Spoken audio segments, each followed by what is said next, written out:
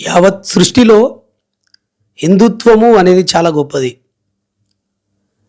ఎట్లా అది అని మనము తెలుసుకోవాలనుకుంటే మనకు అర్థమవుతుంది. మహాత్మా గాంధీని చూస్తే మనకు హిందుత్వం అనేది మనకు చక్కగా తెలుస్తుంది. స్వాతంత్ర వచ్చే సమయంలో భారతదేశం బానిస బతుకుతో, బానిస సంఖ్యలతో చాలా ఇబ్బందులు పడుతూ ఉన్నది. భారతీయులందరూ కూడా బానిసతత్వంతో మరి కడు సమస్యలను, దౌర్జన్యాలను ఎదుర్కొంటూ చాలా ఇబ్బందులు పడ్డారు. ఆనాడు మహాత్మా గాంధీ దక్షిణాఫ్రికాకి వెళ్ళి భారతదేశానికి వచ్చాడు.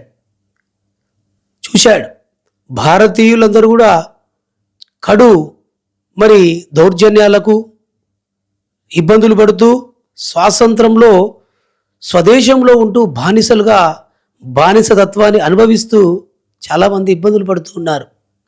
అప్పుడు మహాత్మా గాంధీ చూశాడు, ఏంటి నా మాతృభూమిలో ఇంత ఘోరాతి ఘోరమైనటువంటి బానిసతత్వమా?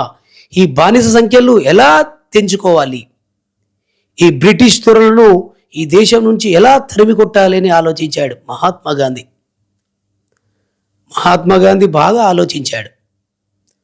ఇకపోతే మన భారతదేశం దేనిలో గొప్పది? మనం ఒక విషయం మాట్లాడుకుంటే అర్థమవుతుంది.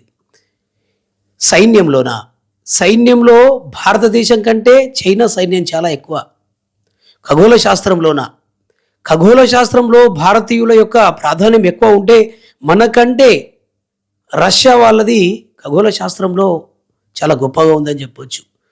డబ్బుల పరంగాన మనకంటే సౌదీ అరేబియా, అమెరికాలో ఎక్కువ డబ్బులు ఉన్నాయి.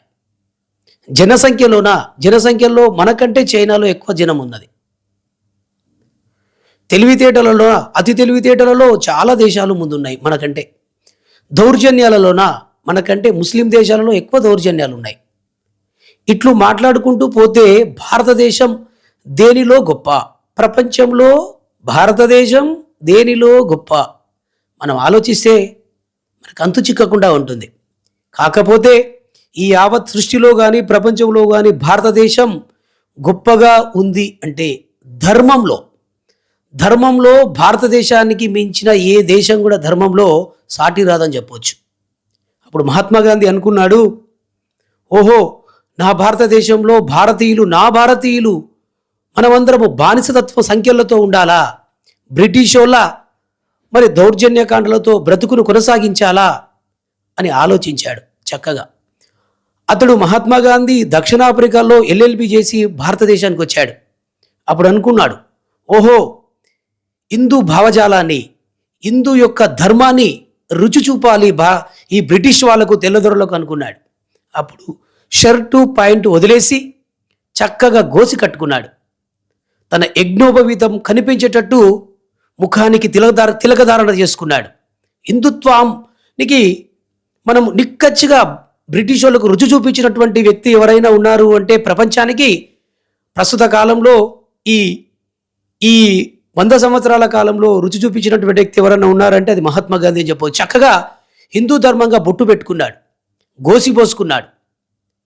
ఈ హిందుత్వంలో పీఠాధిపతులు కానీ, త్రిమాతాచార్యులు కానీ ఎర్రని దండం, ఒక కట్టెలు, 3 కట్టెలు లేదా 1 కట్టె లేదా 2 కట్టెలు ఇట్లా దండధారణ చేసుకున్నారు. చూస్తే మనకు పీఠాధిపతులతో చిన్నజీయర స్వామి కానీ, ఆదిశంకరాచార్యులతో కానీ ఒక చేతిలో ఒక కట్టె కనిపిస్తుంది, దానికి ఒక జెండా కనిపిస్తుంది.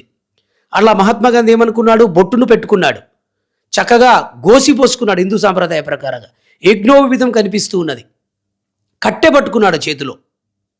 అది ఒక దండంగా, ధర్మదండంగా ధరించాడు. ఇక అప్పుడు మహాత్మా గాంధీ భారతీయ ఇతిహాసాలు కానీ, పురాణాలు కానీ, చరిత్రలు కానీ, వేదాలు కానీ, శాస్త్రాలు కానీ వంట పట్టించుకున్నాడు. చేతిలో భగవద్గీతను ధరించాడు. ఎప్పుడు ఎక్కడ వెళ్ళినా మహాత్మా గాంధీకి భగవద్గీత చేతిలో ఉంటుంది. అతడు ఎప్పుడు ఏ రామ్, శ్రీరామ్, రామ్ రామ్ అని ఉచ్చారణ చేశాడు మహాత్మా గాంధీ. ఆ భారతీయ తత్వాన్ని బ్రిటిష్ దొరలకు రుచి చూపిస్తూ ఉన్నాడు.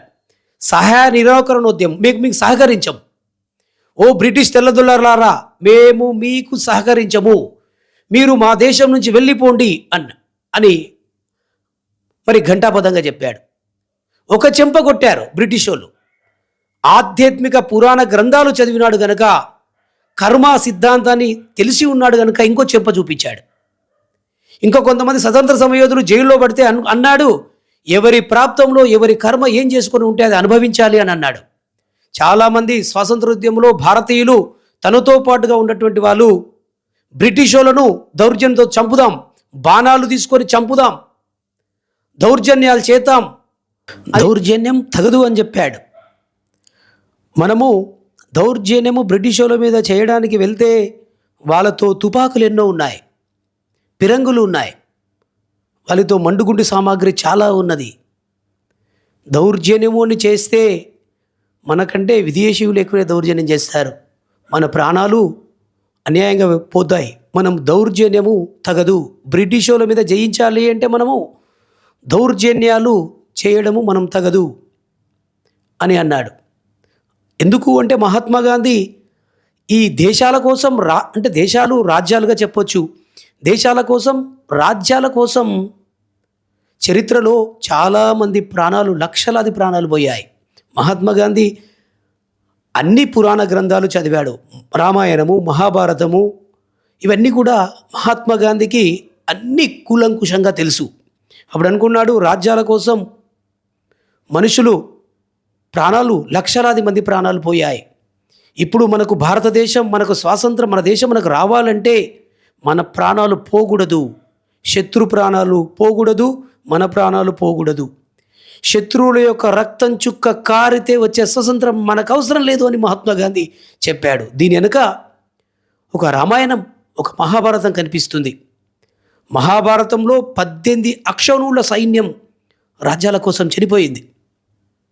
రామాయణంలో సీతను అపహరించుకొని రావణుడు తీసుకువెళ్తే లక్షలాది సైన్యము, వానర సైన్యము, రావణ సైన్యం చాలామంది చనిపోయారంటే రాజ్యాల కోసం. భారతంలో చరిత్రలో చూస్తే కళింగ చక్రవర్తి, మరి కళింగ యుద్ధంలో అశోక చక్రవర్తి ఎంతో లక్షలాది మంది సైన్యం చనిపోయింది. ఇదన్నీ చూశాడు. ఓహో, ఈ ఒక మహాభారతంలో అహింస అనే నినాదాన్ని శ్రీకృష్ణుడు మరి చెప్పాడు. అలాగనే రామాయణంలో రాముడు ధర్మబద్ధంగా నిలబడాడు. అలాగనే గౌతమ బుద్ధుడు అహింస మార్గాన్ని ఎంచుకున్నాడు అని ఈ పురాణాల ప్రకారంగా, మన గ్రంథాల ప్రకారంగా మహాత్మా గాంధీ అహింస అనే ఆయుధాన్ని చేతబూనాడు. అహింస పరమో ధర్మ అనే నినాదాన్ని తీసుకొని వచ్చాడు. బ్రిటిష్ వాళ్ళకు అర్థం అవడం లేదు. ఓహో, బ్రిటిష్ వాళ్ళు అనుకుంటున్నారు మనం తుపాకులతో కాలిస్తే, వాళ్ళు దౌర్యం చేస్తే మనం తుపాకులతో కాల్చొచ్చు, వాళ్ళను ఉరివేసి చంపవచ్చు, ఎన్ని రకాలుగా చిత్రహింసలు పెడదామంటే వాళ్ళు అహింస మార్గాన్ని ఎంచుకున్నారు. ఇది అంతు చిక్కడం లేదు అని అనుకున్నారు బ్రిటిష్ వాళ్ళు. చాలామంది మహాత్మా గాంధీకి భారతదేశం యొక్క మూల ధర్మం అంతా తెలిసిన విషయం. మహాత్మా గాంధీ సహాయ నిరాకరణ ఉద్యమం, ఉప్పు సత్యాగ్రహము, అహింస మార్గము, ధర్మ మార్గము, ఇవన్నీ అంతు చిక్కనటువంటి విషయాలను బ్రిటిష్ వాళ్ళకు రుచి చూపాడు. ఏదో భారతీయుల ప్రకారంగా పిరంగులో లేకుంటే బాణాలో లేదా ఇవి అనేక కత్తులతో, కటారులతో యుద్ధాన్ని కొనసాగించలేడు మహాత్మా గాంధీ బ్రిటిషులతోన. ధర్మము అనే ఒక ఆయుధంతో, మరి అహింస అనే ఒక మార్గంతో బ్రిటిషులకు వెన్నులో వణుకు పుట్టించాడు. చాలా రోజులు జైల్లో వేస్తే దీక్ష చేశాడు. ఇవన్నీ కూడా భారతీయ గ్రంథాలలో ఉన్నటువంటి విషయాలను పునికి పుచ్చుకున్నాడు కనుక మరి ఈ బ్రిటిషు తెల్లదొరలకు రుచి చూపించాడు మహాత్మా గాంధీ. ఇకపోతే మహాత్మా గాంధీ చెడు చూడకూడదు, చెడు వినకూడదు, చెడు మాట్లాడకూడదు అని తను చెప్పడము వెనుక భారతము, రామాయణంలో సీతను అపహరించుకొని వెళ్ళాడు. అది చూడకూడదు అన్నాడు. అట్లాంటివి పాపకృత్యాలు కళ్ళతో చూడకూడదు అన్నాడు. చెడు మాట్లాడకూడదు అన్నాడు. మనం ఏనాడు కూడా అబద్ధాలు కానీ అన్యాయాలు కానీ మాట్లాడకూడదని చెప్పాడు. మరి చెడు వినకూడదు కూడా అని అన్నాడు. మన పురాణ గ్రంథాల్లో చెడు వినడం వల్ల ఎన్నో రాజ్యాలను, ప్రాణాలను పోగొట్టుకున్న విషయము మహాత్మా గాంధీ చేతబూనిన మాటలు కానీ పనులు కానిలో వాటన్నిటి వెంట మన హిందూ ధర్మం కనిపిస్తున్నది. చనిపోయేటప్పుడు హే రామ్ అని మరణించాడు మహాత్మా గాంధీ. చేనేత వస్త్రాలను నేశాడు. మన వస్త్రాలు మనమే వేసుకోవాలి, మన ఉప్పును మనమే తీసుకోవాలి అని చక్కగా ఉద్యమాన్ని నడిపి స్వాతంత్ర యుద్ధంలో ఒక శాంతియుతటువంటి మార్గాన్ని ఎంచుకొని బ్రిటిషు తెల్లదొరలు వాళ్ళంతకు వాళ్ళే దేశాన్ని వదిలిపెట్టి వెళ్ళే పరిస్థితులకు మరి కారణమయ్యాడు. దీని వెనుక పురాణాలు, వేద గ్రంథాలు, ఉపనిషత్తులు, ఆధ్యాత్మిక శాస్త్రాలు, అనేక గ్రంథాలు, చరిత్రలు ఇవన్నీ కూడా మహాత్మా గాంధీ చదువుకున్నాడు కనుకనే వీటిని ఆధారంగా చేసుకొని బ్రిటిషులతో పోరాటం చేసి మనకు భారతీయులకు స్వతంత్రం తెచ్చేటటువంటి విషయంలో ప్రధాన పాత్ర వహించాడు అని. అందుకే మహాత్మా గాంధీకి చరిత్ర యావత్ మొత్తం మహాత్మా మోహన్ దాస్ కరంచంద్ గాంధీ అనే పేరును మహాత్మా గాంధీ అనే ఒక బిరుదును యావత్ భారతదేశం ఇచ్చింది. జాతిపిత మహాత్మా గాంధీ అని, ఈ భారత జాతికంతా ఒక తండ్రి లాంటి వాడు అని. అందుకే నేటికి స్వాతంత్ర దినోత్సవం సందర్భంలో మహాత్మా గాంధీ పటాన్ని మనం పెట్టుకొని జెండా ఎగురవేసుకుంటాం. ప్రతి నోటు మీద, ప్రతి చిల్లర పైసల నాణ్యం మీద మహాత్మా గాంధీని ఈరోజు పెట్టుకున్నాము అంటే అది మహాత్మా గాంధీ యొక్క వెనక ఉన్నటువంటి హిందూ ధర్మము, అహింసా మార్గము, రాముడు చూపినటువంటి ధర్మము అన్నీ కూడా కనిపిస్తున్నాయి అని. మహాత్మా గాంధీ భారతీయ తత్వాన్ని ప్రపంచానికి చాటి చెప్పాడు, మహాత్ముడుగా నిలిచిపోయాడు అని. జై హింద్.